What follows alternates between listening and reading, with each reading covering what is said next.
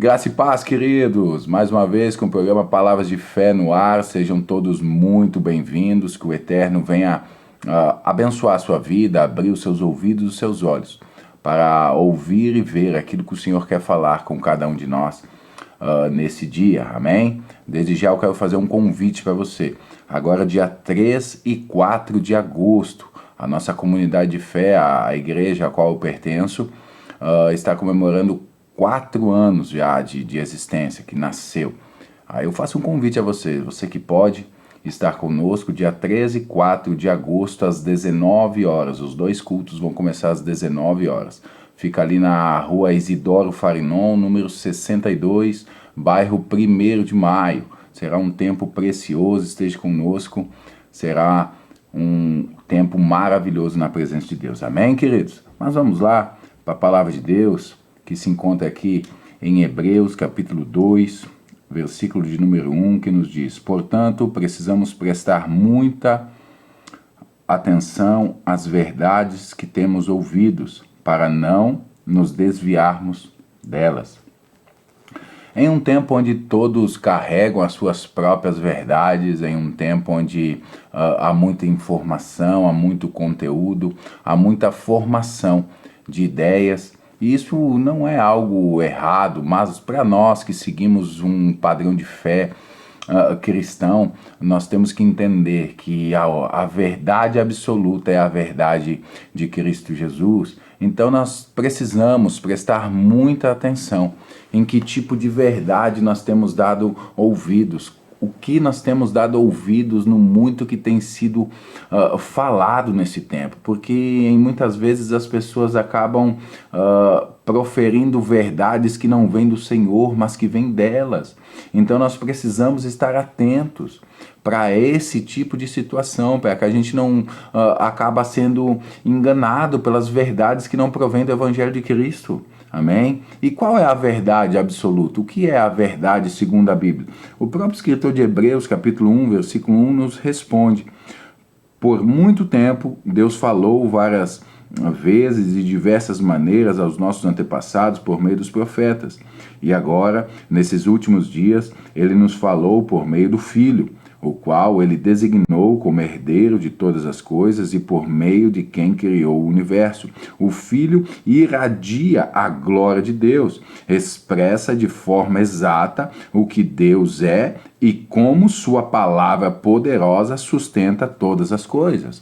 Ou seja, a verdade é o próprio Cristo, a verdade é a própria palavra, a verdade é o próprio Deus.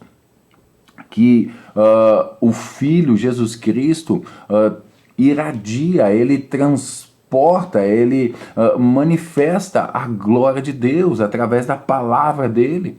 E essa é a verdade que nós temos que seguir, queridos. Não se deixe enganar por outras verdades. A única verdade que nós temos que seguir é o Evangelho do Senhor. Por isso, não se deixe ser apacentado por alguém que não siga e viva as Escrituras do Senhor. Não dê ouvidos a pessoas que não estão vivendo um relacionamento de intimidade com o Senhor. Porque não existe outro fundamento a não ser Cristo Jesus.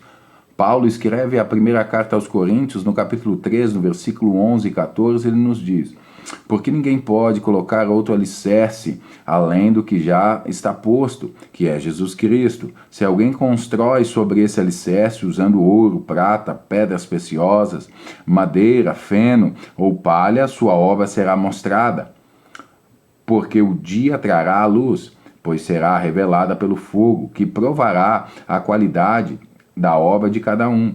Se o que alguém construir permanecer, esse receberá recompensa.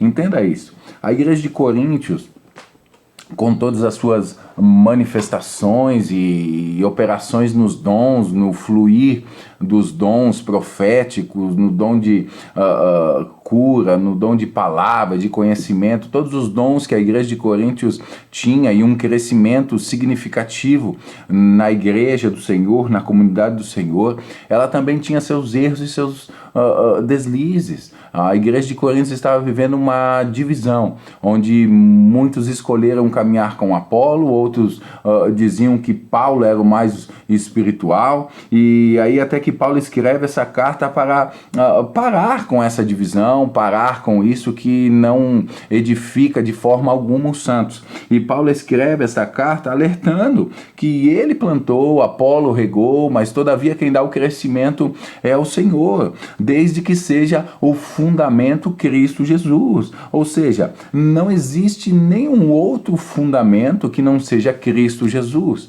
E a construção que nós vamos fazer em cima desse fundamento que é Cristo Jesus não vai ser reconhecida, nós não vamos receber reconhecimento aqui. Por isso, não te movimente esperando reconhecimento e recompensa nessa vida. Não te movimente, não faça nada para o teu irmão, nem para a obra de Deus, para qualquer pessoa, esperando retribuição nesse tempo. Aqui a Bíblia deixa bem claro que a nossa retribuição é uma recompensa eterna, mas deixando bem claro que só há um fundamento, que é Cristo Jesus. Então a sua vida necessita ser construída em cima desse alicerce. Lembra lá que no Evangelho de Mateus vai falar sobre a casa que é edificada na rocha e a casa que é edificada na areia. Quando a casa é edificada na areia, no primeiro vento, na primeira chuva, vai tudo se embora. Quando a casa é edificada na rocha, no firmamento que é Cristo Jesus, pode vir chuva, tempestade, dificuldade, ela não vai se abalar. Por quê? Porque Cristo é o seu alicerce. Jesus é a sua força. Então, meu querido, você que está nos assistindo nesse momento, você quer que a sua casa continue firme, de pé, o teu alicerce tem que ser Cristo Jesus. Você quer que a sua vida permaneça firme, teu alicerce tem que ser Cristo Jesus. A busca por reconhecimentos é gerada por fundamentos que não provêm do Senhor, que não são de Cristo. E acabamos sendo influenciados por tudo e por todos, que ao invés de sermos influenciados por Cristo, nos deixamos ser influenciados por tudo e por todos. Por quê? Porque o nosso fundamento deixa de ser Cristo, nós vamos levantar a nossa construção em cima daquilo que nós entendemos ser a verdade. E se a tua verdade ser a tua própria escolha, a tua construção será em cima da tua escolha, da tua opinião, não em cima da opinião e das escolhas de Cristo tem para você. Com Adão e Eva foi desse jeito. Adão e Eva só caíram, só pecaram, porque foi lhe apresentado um outro padrão. Eles viviam no ambiente do jardim, num ambiente de relacionamento com Deus, e quando foi apresentado a eles um outro padrão, um outro mover que eles podiam caminhar, eles abandonaram o alicerce e o relacionamento com Cristo, com Deus naquele ambiente, para viver esse outro fundamento. E o que aconteceu? Acabaram caindo no pecado.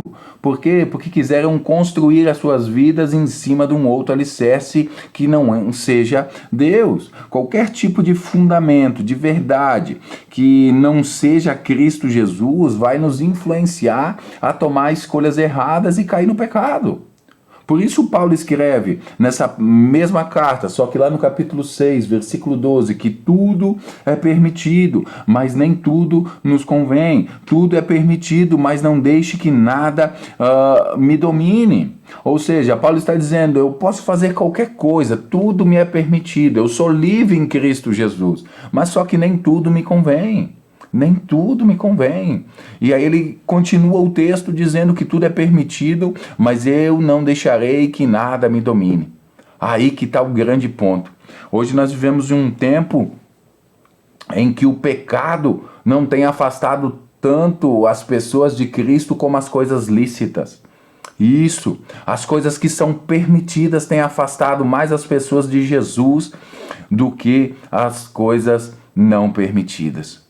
Então, sonda o seu coração nesse tempo, dê uma analisada no seu coração, o que tem dominado o teu coração, o que tem sido a profundidade que você tem carregado nesse tempo. Será que a tua vida está sendo dominada por Deus ou por algum outro tipo de vício? Mesmo vícios permitidos, mesmo vícios que aos olhos da sociedade são inofensivos, mas se esses vícios estão priorizando o teu coração, se o teu coração está priorizando esses vícios, ele se deixou de ser permitido e se tornou pecado, porque ele tomou o espaço de Deus dentro do teu coração.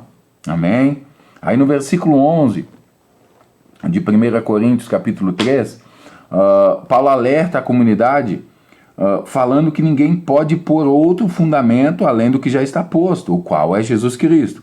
Paulo faz essa declaração porque as pessoas estavam depositando as suas expectativas em quem? Em Apolo e Paulo. Estavam depositando as expectativas em pessoas, como se aquelas pessoas tivessem feito coisas grandiosas pela igreja. Lógico, eu não estou anulando a ajuda do irmão, a ajuda ao próximo e ao reconhecimento pela ajuda e tudo mais. Mas o que Paulo está dizendo aqui é que as pessoas estavam reconhecendo, vendo Paulo e Apolo como se eles tivessem morrido pela igreja na cruz. E não foi dessa maneira.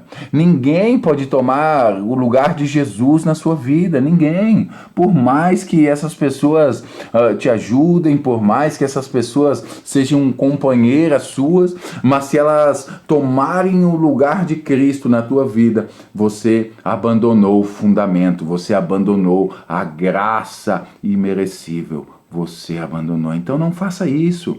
Muitas vezes nós queremos anular o nosso fundamento, anular os fundamentos de Jesus Cristo e colocamos outros, colocamos a nossa base de vida, queremos viver a nossa vida baseada em pessoas, queremos viver a nossa vida baseado no dinheiro, viver a nossa vida baseado na internet ou em outras opiniões.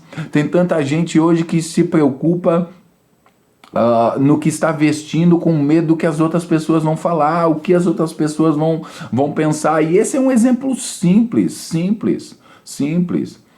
Eu estava conversando com um irmão, ele estava falando sobre alguns jogos de videogame e ele falando que tem pessoas que gastam 300, 400, 500 reais por um objeto novo num joguinho que não vai trazer benefício nenhum para ele, mas somente para mostrar para os outros jogadores que ele tem um objeto diferente do que os demais jogadores.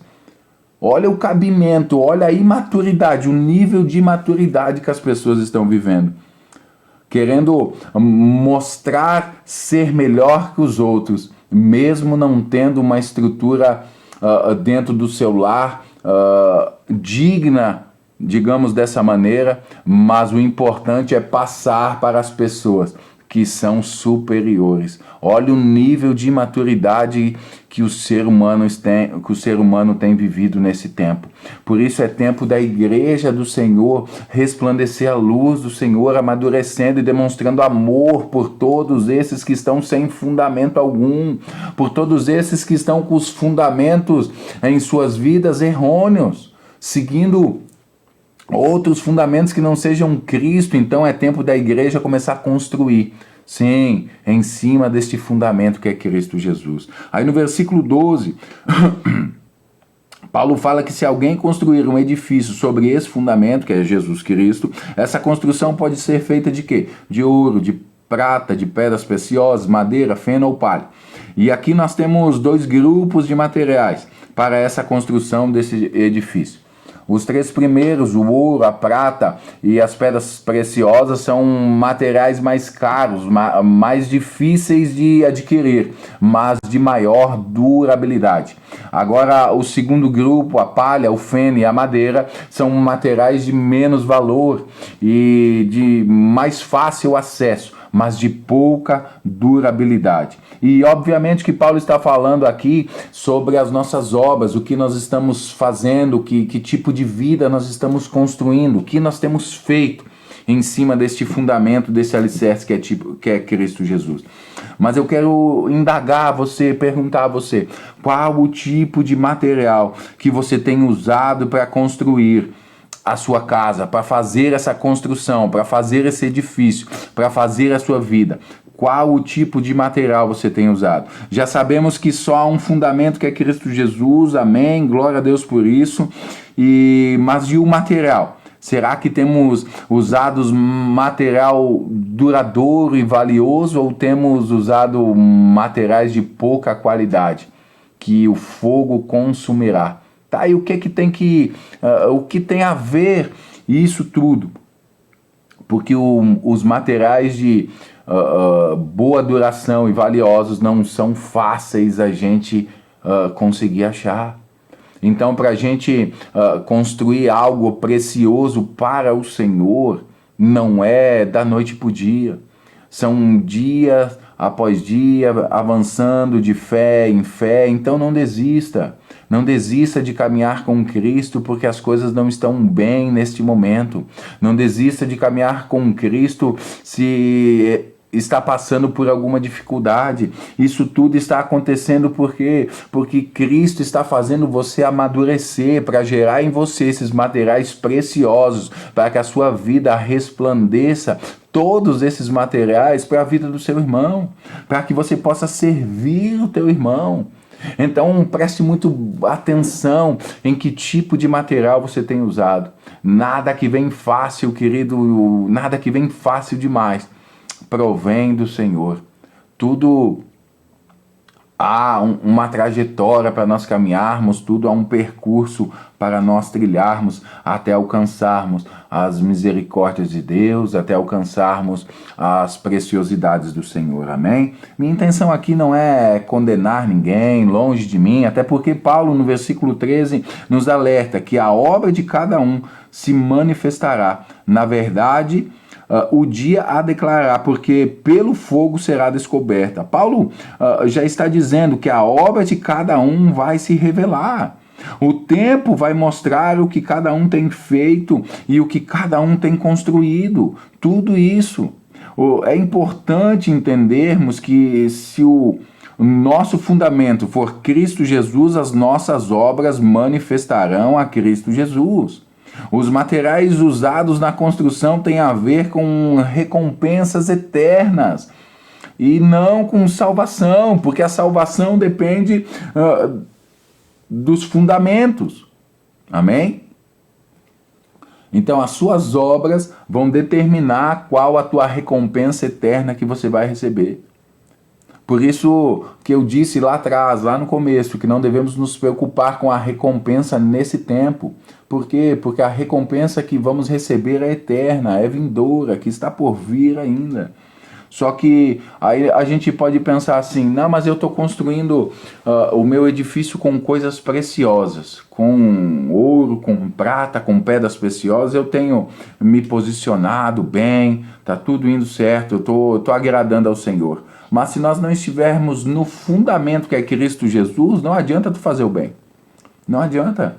Se nós não estivermos firmados em Cristo Jesus, de nada adianta, porque como eu já disse lá atrás, não há maneira de uma casa, de um edifício permanecer de pé se o fundamento for frágil. Então, para teu edifício se manter de pé, o teu fundamento tem que ser forte. E ninguém é mais forte que Cristo Jesus. E todo esse trabalho que dá para a gente adquirir esse material precioso é porque a gente precisa adquirir maturidade. Pessoas imaturas constroem suas obras com esses materiais frágeis e sem valor, que serão consumidos pelo fogo, porque não alcançaram a maturidade de amar ao próximo sem esperar nada em troca. Sim, por isso nós nos movimentamos muitas vezes imaturamente. porque só fizemos algo por alguém esperando algo em troca. Mas pessoas maduras na fé constroem suas obras valiosas e duradouras em suas vidas. Por quê?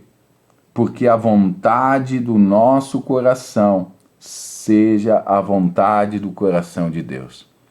Ou seja, quando amadurecemos na fé, a vontade do nosso coração já não importa mais, as verdades do nosso coração não importa mais. O que vai prevalecer é as verdades do Senhor, é a vontade do Senhor.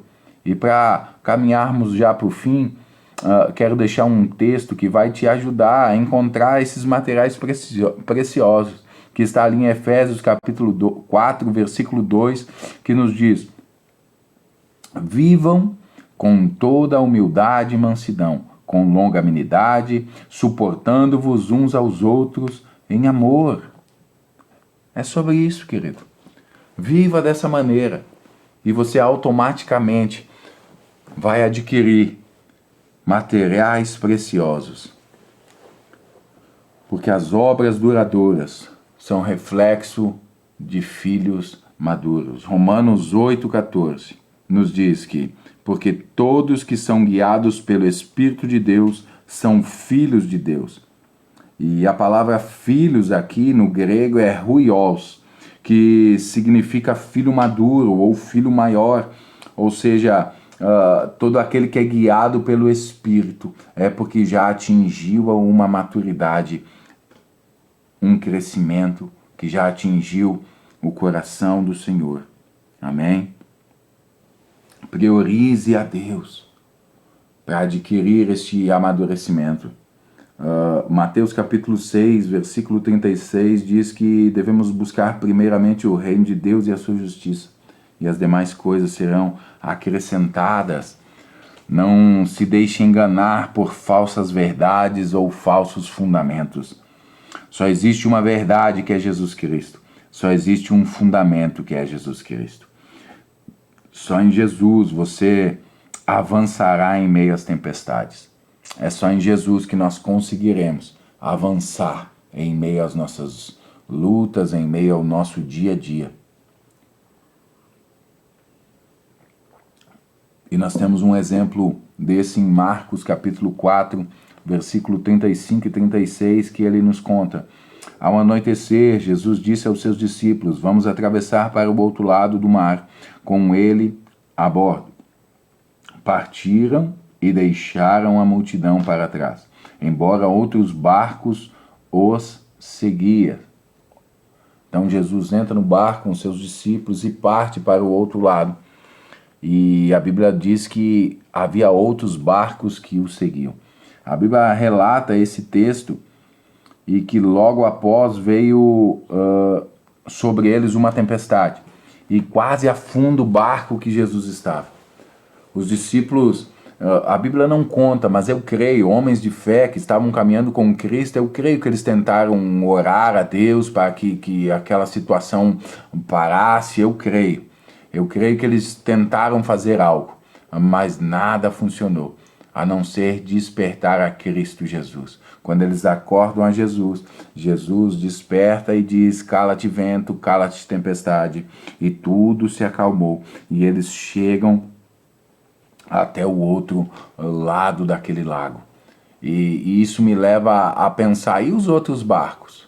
Se o barco que estava Jesus quase afundou, que se não fosse Jesus ter sido despertado para ordenar que acalmasse o mar e acalmasse o vento e a tempestade, o barco seria naufragado certamente.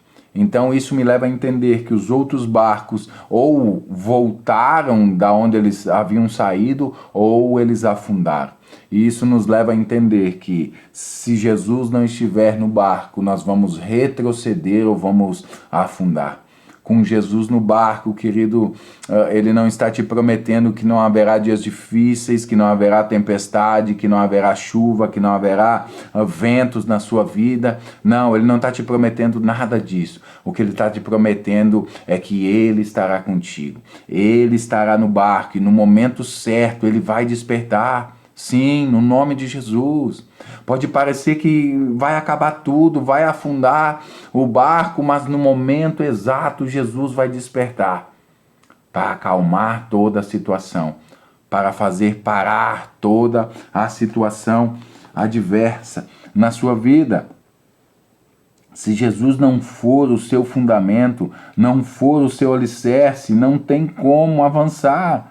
Se Jesus não estiver no barco, não tem como você chegar do outro lado. E aí Jesus chega do outro lado, liberta aquele homem que estava possesso de demônios e retorna para onde ele estava. E a multidão o esperava. Aí a gente pode pensar, mas por que Jesus só foi lá, libertou o cara e voltou? Porque com Jesus é assim. Com Jesus a gente não precisa entender tanta coisa, a gente precisa mais obedecer do que entender muitas vezes. A grande maioria das vezes com Jesus é assim. A gente precisa viver em obediência. Lógico, devemos buscar sim o entendimento, o conhecimento, mas de nada disso adianta e é relevante se nós não andarmos em obediência ao Senhor. Sempre foi assim, sempre foi assim. Jesus, estando conosco, caminhando com Ele, pode curar, pode libertar, pode nos fazer ir de uma cidade para outra, voltar para a mesma, andar para frente, voltar, fazer o que Ele quer. Viva em obediência a Ele e à palavra dEle. Quando o povo estava no deserto, querido, muitas vezes faltou água, comida, mas o que não faltava era a presença de Deus. Muitas vezes as pessoas quebraram a aliança e andaram em desobediência, mas Deus continuava lá. Então, quem sabe você quebrou a aliança, está andando em desobediência, mas não te entristeça, Deus continua. A parte dele Ele está fazendo, a parte dele Ele está cumprindo. Quem sabe você passou por algo que te entristeceu com pessoas ou com... Você botou a culpa em Deus ou no Espírito Santo e Ele está dizendo nesse tempo, agora, nesse momento, eu continuo aqui, eu continuo te esperando, eu continuo no mesmo lugar onde você se encontrou comigo pela última vez, eu continuo nesse ambiente. Nós precisamos do Senhor como nosso fundamento, se nós quisermos que a nossa vida evolua nesse tempo. Mas uma evolução não com uma mentalidade caída, não. Uma mentalidade de posses, não. Evolução como uma mentalidade de crescimento e edificação do corpo de Cristo e edificação dos santos. Aleluia, sim. Nós vivemos em um tempo onde todos querem ver o sobrenatural de Deus. E sabe o que o Senhor tem ministrado em meu espírito nesses dias? Que nós não precisamos ver anjo com espada desembainhada, que nós não precisamos ver Jesus andando sobre as nuvens num cavalo de fogo, uma espada de fogo ou algo do tipo, para acreditar que Ele existe. Não, nós não precisamos depender de uma movimentação sobrenatural dessa quando nós não conseguimos nos movimentar sobrenatural na nossa vida natural. Você consegue entender que nós fizemos parte de um reino eterno e o sobrenatural já habita dentro de nós, o sobrenatural já habita dentro de você, na pessoa do Espírito Santo. Então para de depender de uma visão exterior e começa a depender de uma visão interior. Para de querer ver um anjo voando e queira ver uma pessoa transformada de dentro para fora. Uma pessoa mudada. Por isso o sobrenatural, eu quero declarar isso sobre a tua vida, o sobrenatural de Deus começará na sua vida, nas áreas normais. Aleluia! Esse é o sobrenatural que Deus quer para cada um de nós.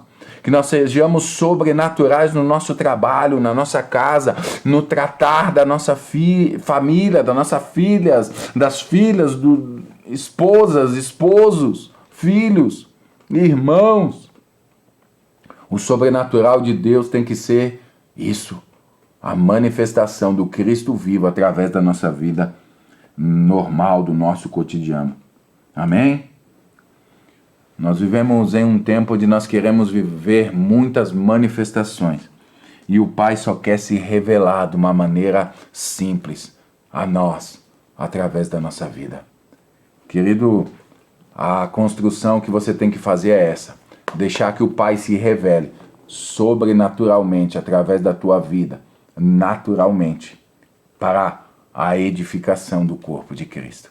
Eu espero que tenha manifestado Cristo em minha vida para você e que você tenha sido tocado pela palavra de Deus. Por isso, compartilhe, envie para pessoas e eu tenho certeza que serão edificadas e tocadas pelo Criador, pelo Deus vivo, o único alicerce que eu conheço, o único alicerce que nos levará à eternidade. Que a glória de Deus inunde a tua casa, o amor de Deus inunde o teu coração e que a graça dele inunde a tua vida. Até o próximo programa. Shalom a todos.